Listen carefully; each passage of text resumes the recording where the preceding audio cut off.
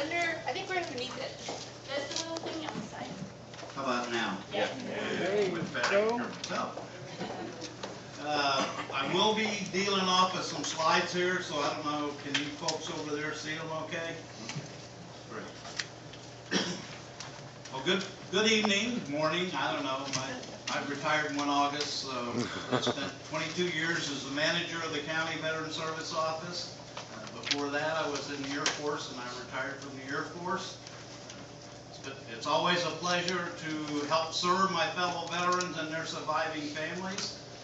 Tonight, as the slide says, we're going to talk about aid and attendance, which by itself is not a benefit. It's part of the VA pension program. I'll go through that for you. My intent tonight, with a little bonus at the end, is to give you information about the aid and attendance program that is absolutely correct and absolutely free. I'll also talk to you about people who would like to charge you a lot of money to do this that you should not pay. Generally, they don't even know what they're talking about, and they'll leave you hanging after they get your money. So, having said that, let's get started.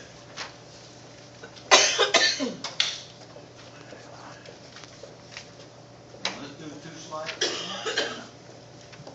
Okay, the aid and attendance program is part of the VA pension program. The VA pension program is for lower income veterans and surviving spouses who have wartime era service and lower net worth. As you can see here, the veteran basic pension eligibility says the veteran must be permanently and totally disabled or age 65 or older. At 65, the VA will presume that they're permanently and totally disabled. So if you didn't feel bad enough at 65, the VA will help you out.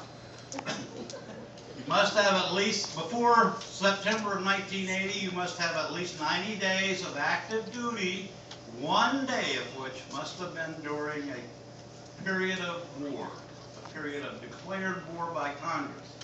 Unfortunately, that doesn't include all those conflicts that we may have been in the 80s, like Grenada and those kind of things that are not considered a period of war. In fact, you've got about a 15-year period of time from 75 when Vietnam ended until August of 90 when the Gulf War started. That service during that period of time includes no wartime era service.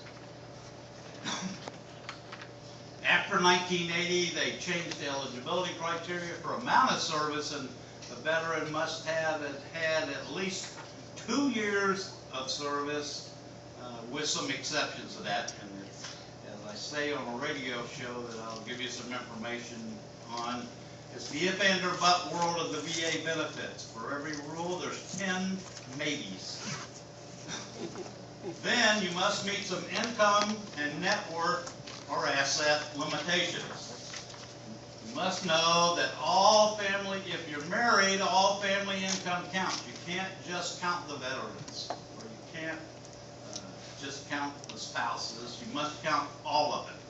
And all of it means it includes, so it's not just earned income, it's Social Security, interest income, dividend income, any kind of income is counted. And then the assets, generally, there's an $80,000 ceiling. You could look at it on a case-by-case basis, and sometimes people might start off with $80,000, but knowing the VA takes a long time to do these claims and make a decision,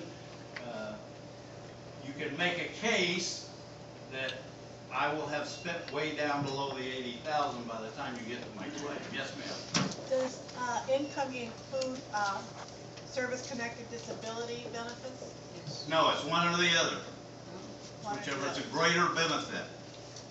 That's a good question. You can't qualify for this benefit on the one hand and keep your service-connected disability payments on the other hand. Very good question.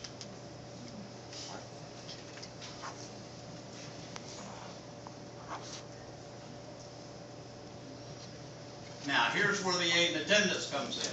It's an additional amount of money paid to more severely disabled veterans or surviving spouses above the basic pension amounts. And in the stuff in your book, it'll talk to you about some examples of the amounts of how much money are the maximum to be paid.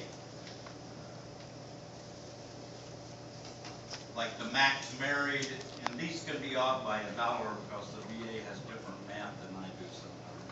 But $2,053, and that would be if you had no countable income for VA purposes. We'll get to that in just a minute for you to help you understand that. Okay, well, to qualify for the aid and attendance rate, you also must submit a VA Form 212680, which comes usually from the primary care doctor for the claimant, and it covers all the things that can the person handle their own money,